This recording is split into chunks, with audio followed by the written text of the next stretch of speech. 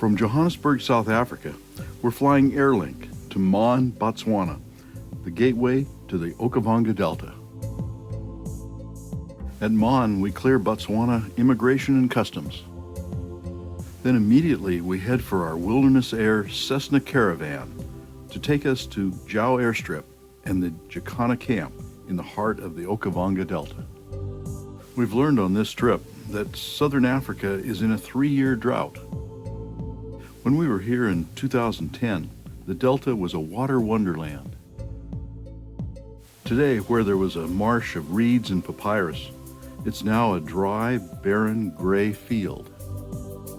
Instead of flooding the landscape, water is restricted to the deeper channels. And there's the unheard of, a grass fire caused by lightning. It's just a short flight to Jau Airstrip. On the ground, we meet our guides and head to Jacana Camp. The lodge staff provides an energetic welcome.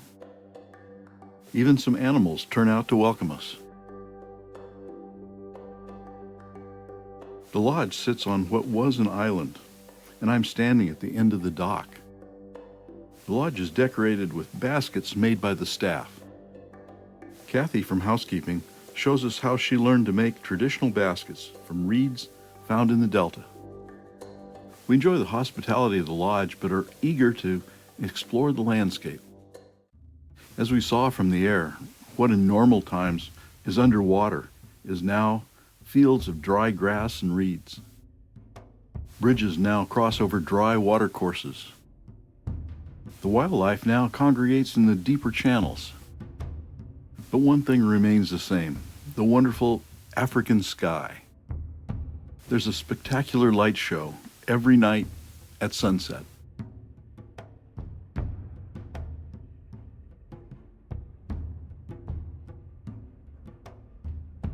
And we enjoy this show with a fine African safari tradition, the sundowner. We toast Livingston, Stanley, Burton, and the other intrepid African explorers with a gin and tonic, our medicine against malaria. In spite of the drought, the animals are still here. They may be more concentrated, which makes them easier for us to see, but also easier for predators. The red lichui are antelope that are uniquely adapted to life in the marshes. They eat aquatic plants. Ordinarily, they use knee-deep water as protection from predators. But now they can only rely on their speed. Another antelope that relies on speed is the tsessebe, the fastest antelope in Africa, capable of speeds over 55 miles per hour. The greater kudu, one of the largest antelopes, prefer the woodlands on the islands, but must expose itself to get water. Hippos need water deep enough to submerge in during the day. This leads to concentrations of hippos in channels deep enough to meet their needs. During the night, they come out of the water to graze. Nile crocodiles share the pools with hippos. They'll eat fish or birds or whatever comes their way. Botswana is home to 1 in 6 of the world's African elephants.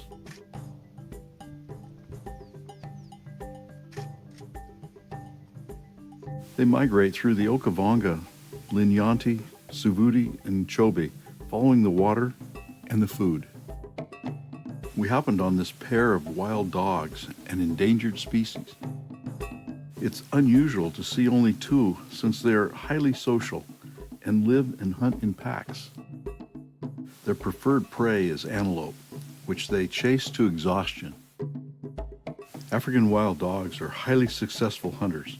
Over 60% of their chases end in kills.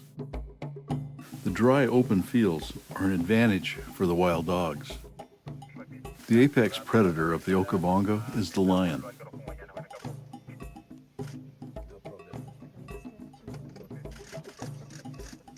We found this pair of males sleeping in a mud hole. I can't really blame them. It's hot out, about 106 degrees. They'd made a kill last night, and their bellies were full. I can't tell whether this buffalo was the object of the lion's feast last night or not. but now it belongs to the vultures. They'll make short work of it, leaving only skin and bone.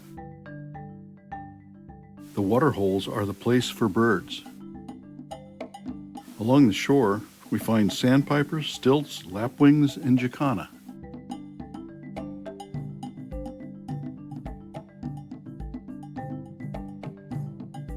Wading birds are fishing in the shallow pools or preening on the shore.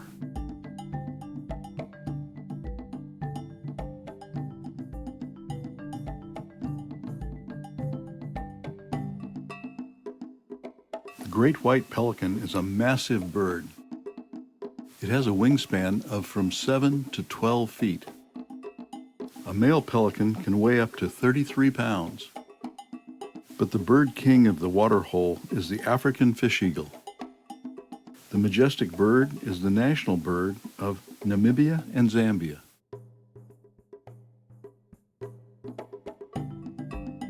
Another eagle surveys the area around the waterhole, but he's interested in small mammals, birds, and reptiles. Geese are also at home on the Okavango waters. The pied kingfisher is common throughout sub-Saharan Africa and southern Asia. The Okavango's grasslands attract ground seed eaters like the spurfowl and doves. A variety of perching birds make a home in the Okavango, where they feed on insects, seeds, and fruit.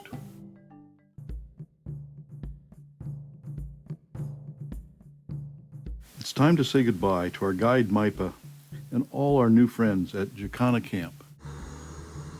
Our Cessna caravan has arrived to take us to our next adventure.